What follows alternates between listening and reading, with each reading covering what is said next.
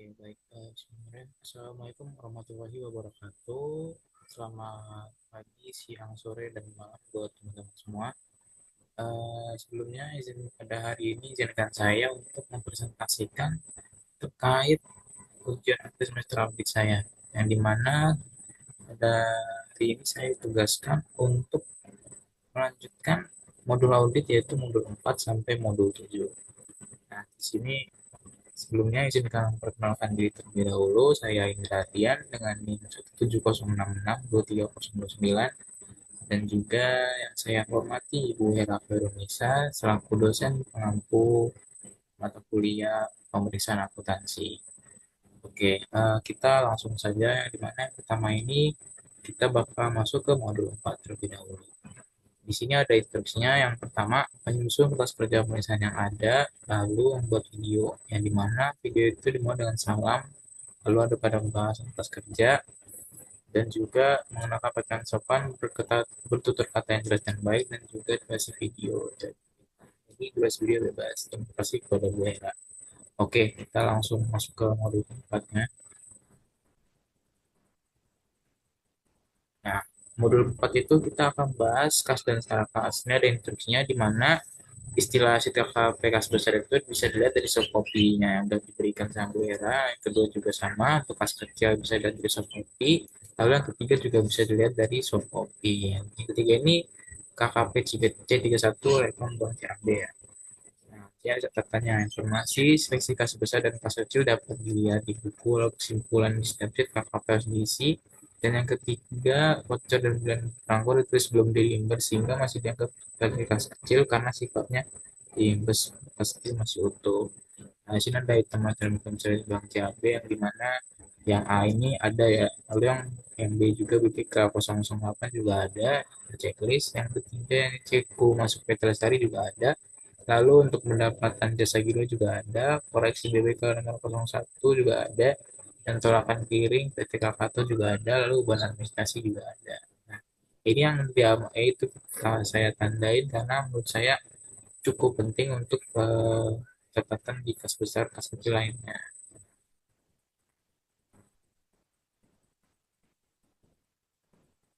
Oke, kita masuk ke kas besar. Nah, untuk penghitungan kas besar ini, yang pertama adalah kita harus hitung sisa uang untuk kas. Nah, jumlah sisa uang kas menurut tahun 2018 itu ada 3 juta rupiah. Lalu untuk pengeluaran yang belum dibukukan itu ada 11.900.000. Nah, lalu kita menghitung uang dalam kas di mana uang tunainya itu terbagi menjadi dua, ada uang kertas dan juga uang tunai. Ya, uang kertasnya itu untuk yang lembarnya 125 lembar itu ada yang untuk 50.000 ada 125 lembar, minimal jadi 6.250.000. Lalu untuk yang pecahan 20.000 ada 170 lembar jadi 3.400.000. Lalu yang 10.000-nya itu ada 101 lembar jadi 1.10.000, dan juga yang 5.000 ada 65 lembar menjadi 325.000. Nah, ini uang kertasnya kita kalkulasikan menjadi 10.985.000. Nah, lalu untuk uang logamnya itu, nah yang untuk pecahan 1.000 rupiahnya itu ada 14 keping jadi 14.000. Lalu untuk yang pecahan gopek atau 500 rupiahnya itu ada 2 keping menjadi 1.000. Lalu sini ada surat berharganya. Nah, sebenarnya uang logamnya totalnya jadi 15.000 rupiah ya. Nah, terus dikalkulasi untuk uang tunainya 10.955.000 ditambah 15.000 menjadi 11.000 rupiah. Lalu untuk surat berharga itu ada 11.900.000 dan yang lain-lain itu tidak ada ya.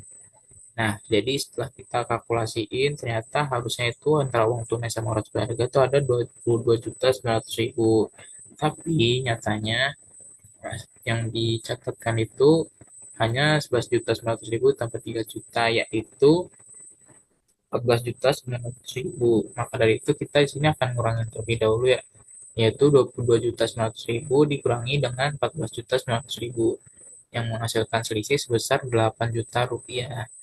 Nah, di sini ada keterangannya di mana selisihnya itu berasal dari 6 juta yang merupakan milik PT Pelita di mana uang tersebut digabung oleh kasir. Lalu yang kedua, pecahan 2 juta rupiah merupakan uang tagihan dari PT Merdeka pada tanggal 7 Januari 2019 yang belum dicatat oleh kasir. Jadi kesimpulannya, berdasarkan prosedur paper postpone terhadap rincian kas besar ditemukan kelebihan kas sebesar 8 juta rupiah terhadap selisih antara saldo pembukuan dan jumlah fisik tersebut. Auditor merekomendasikan agar dilakukan catatan serta menyampaikan temuan ini dalam manajemen letter dan atau mempertimbangkan mengarah terhadap penyampaian opini audit.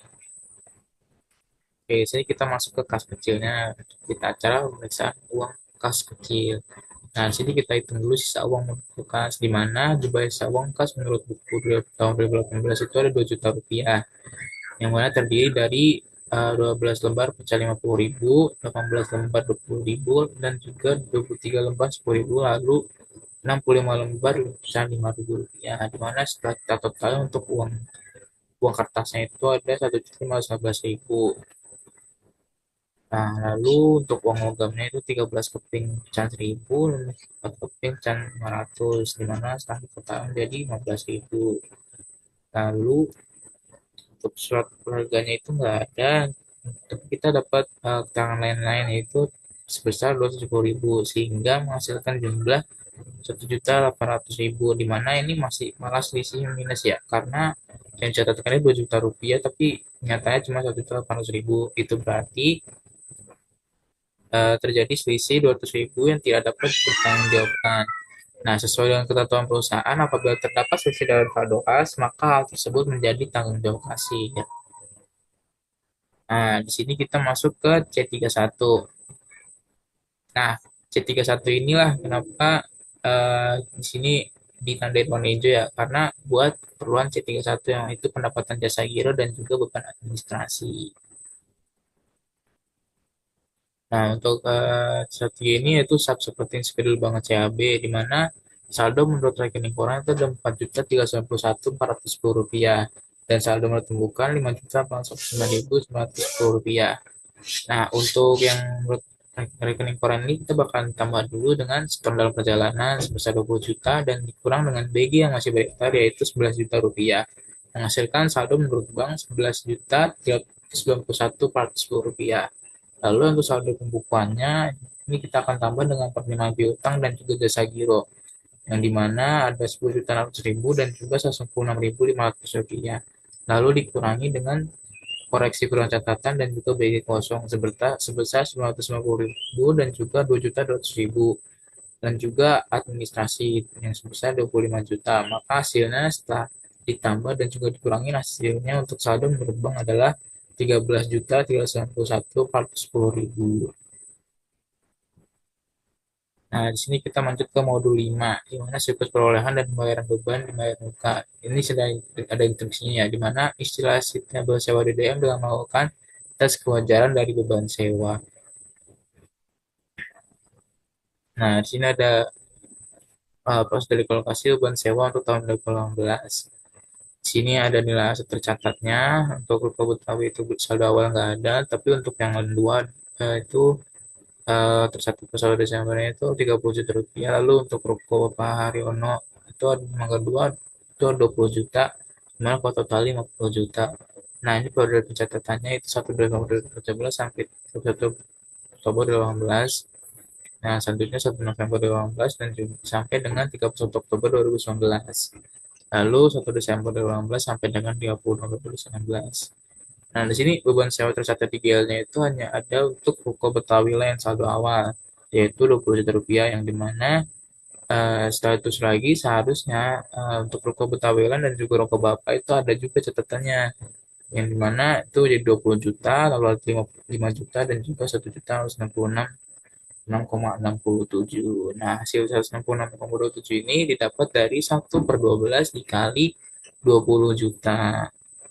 Yang 25 juta juga 22 per 12 dikali 30 juta. 30 juta dapat dari mana? 30 juta dapat dari sini ya teman-teman ya.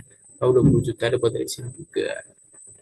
Menghasilkan ada selisih sebesar 5 juta dan 1.666.666,7. Nah, di sini ada kesimpulan catatan jurnalnya, yaitu adanya propose audit adjustment yang harusnya dilakukan atas Butawilan dengan kontrak 30 juta. Catatannya menjadi seperti ini, beban sewa, sewa dibayar muka 5 juta, 5 juta. Nah, sebenarnya di sini itu untuk propose audit adjustment atas Butawilan dengan kontrak yang 20 juta ya teman-teman ya. Untuk beban sewanya 1.196,67, sewa dibayar di muka 6,67. Oke, saya kita tambahin untuk kontrak yang 20 juta.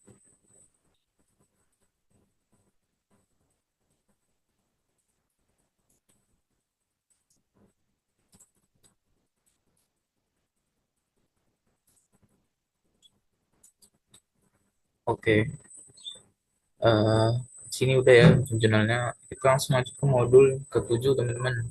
Nah, di sini kita ada siklus perolehan dan pembayaran aset tetap, di mana instruksinya itu melakukan atas GL 161 dan seterusnya, dan keterangan pertemuan yang tersedia di modul 7 halaman 90 dan seterusnya. Nah, dari sini itu ada beberapa instruksi tahap-tahapan juga ya. Dari di mana yang ditandain itu dari pengecekan GL ditemukan ada penambahan aset nih. Informasi penting yang nggak boleh sampai dilewatin, di mana ada adanya penambahan aset bangunan dan juga pensiunan per tanggal 10 dan 10 dari tahun 2018 sebesar 100 juta, yang mana seharusnya itu masuk ke beban pajak daerah. Oke, di sini kita langsung masuk ke jurnalnya. Nah, di sini ada yang pertama itu ya, setelah ada pemeriksaan itu yang pertama ada penambahan aset bangunan dan prasarana tanggal 11 Oktober 2018 dengan nominal 100 juta harus dicatat di beban pajak daerah. Ini penyusunan auditnya beban pajak daerah pada aset bangunan dan prasarana. Lalu yang kedua itu perusahaan belum membuat catatan PPN atas bangunan dibuat sendiri. Nah, ini ada penyusunan juga bangunan prasarana dan juga utang PPN sebesar 30 juta. Lalu ada salah catatan kendaraan diperoleh melalui sewa pembiayaan. Ada adjustment lagi yang untuk aset tetap sewa kendaraan bermotor, utang sewa jangka pandang terhadap kendaraan bermotor sebesar total 160 juta rupiah. Lalu terjadi kurang catat perolehan aset tetap serta belum mencatat akumulasi penyusutan, di mana untuk penyusutannya itu ada kendaraan bermotor, akumulasi penyusutan kendaraan bermotor, rugi pertukaran aset tetap, dan juga kendaraan terhadap kendaraan bermotor, di mana totalnya itu 80 juta rupiah.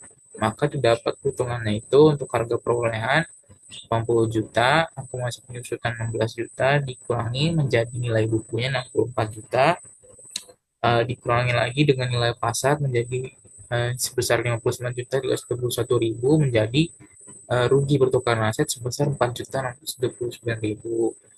Nah, dari situ kita langsung masuk ke harga perolehan barunya ada 13 juta, yang dimana udah dicatat itu baru 240 juta 929 ribu, maka adanya kurang catat sebesar 59 juta 371 ribu. Oke, mungkin sekian buat modul 4 sampai modul 7-nya. Apabila ada salah kata maupun salah informasi, mohon dimaafkan. Kurang lebihnya mohon maaf. Sekian, wassalamualaikum warahmatullahi wabarakatuh. Pamit, saya Indra Dian, pamit undur diri. Terima kasih.